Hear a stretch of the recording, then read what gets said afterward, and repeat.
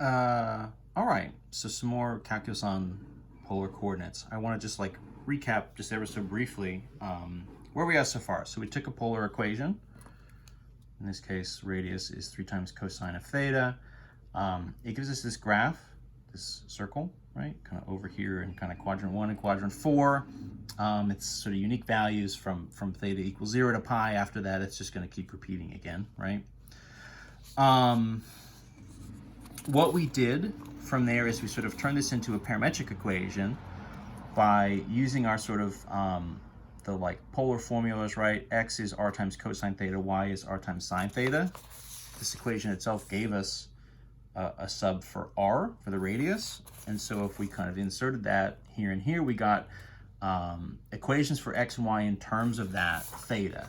That means we can then do a dy dx, right? Which is just going to be the derivative y with respect to theta over the derivative x with respect to theta. This is the same kind of parametric derivative stuff we were doing. And we ended up with a dy dx here, a formula that was 3 times cosine squared minus sine squared over negative 6 times cosine times sine. So what I want to do from there, let me just kind of like try to put some of this back on here. So our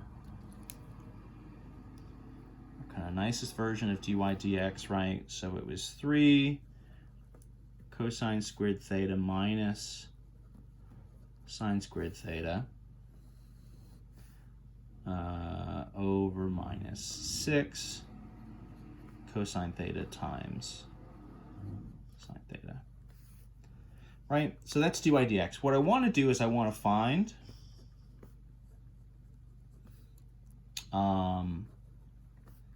values where my tangent line is horizontal and vertical. That's kind of the goal here. We have, just like from the sketch, we have, right, if this is my sketch, I'll kind of redraw this quickly. We kind of have a pretty good sense of where this is going to be happening, honestly. Kind of 1, 2, 3. Let's see how well I can draw a circle here. It's okay.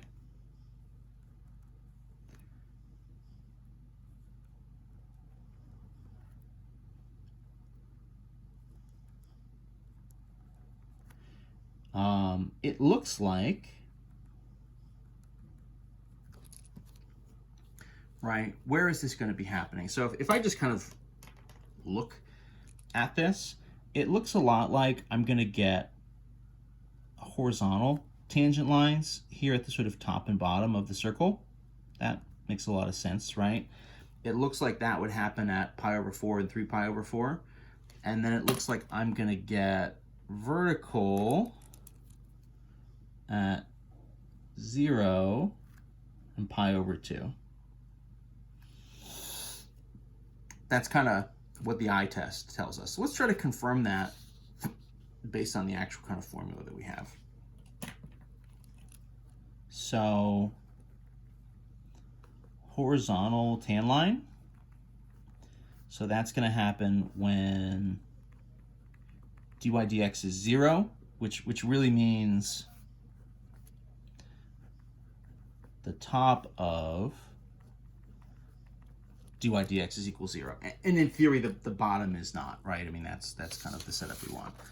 So if I just like peel the top away, so that is, so let's kind of solve 3 times cosine squared theta minus sine squared theta is equal to 0. And kind of double check that none of those values are going to give us zeros on the bottom.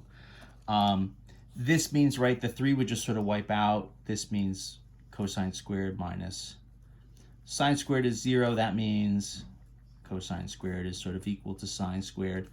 And from there, right, that kind of means that cosine theta would be equal to like positive or negative sine of theta. that's kind of what that all breaks down to.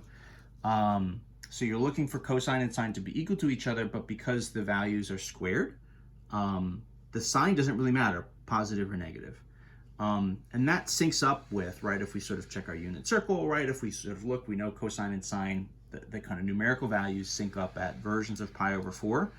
Depending on the quadrant, the signs may be sort of mismatched, or they might be in sync, right? Quadrant 1 and quadrant 3, they're sort of in sync. Quadrant 2 and 4, they're kind of out of sync.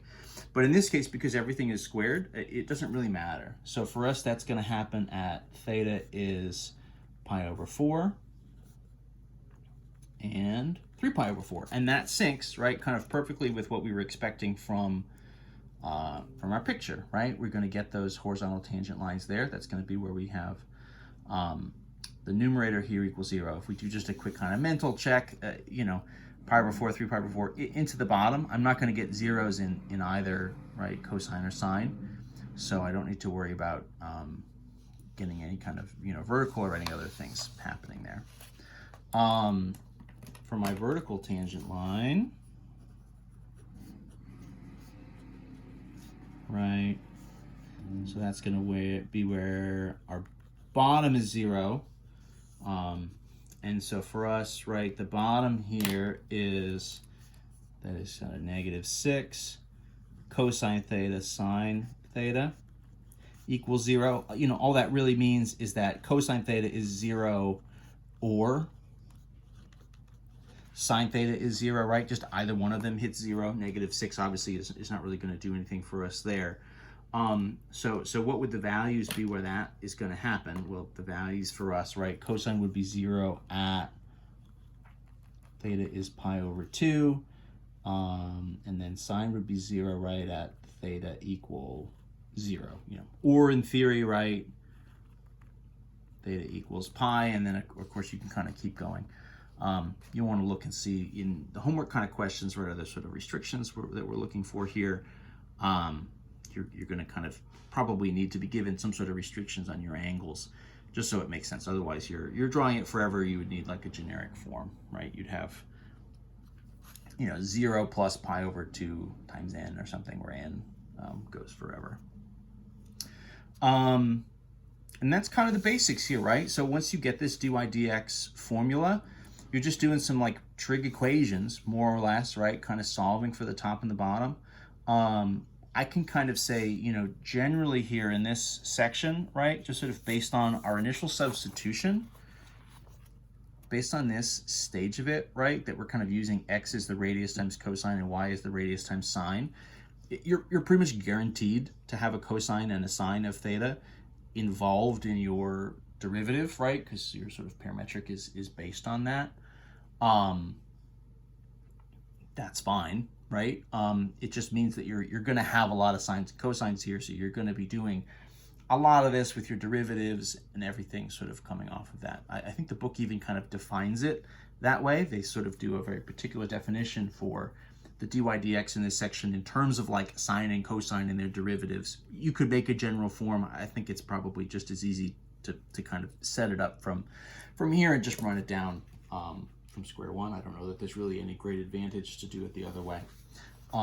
In any event, we'll do another example here in the next video. So I'm going to cut this one now, and we'll see what else we got.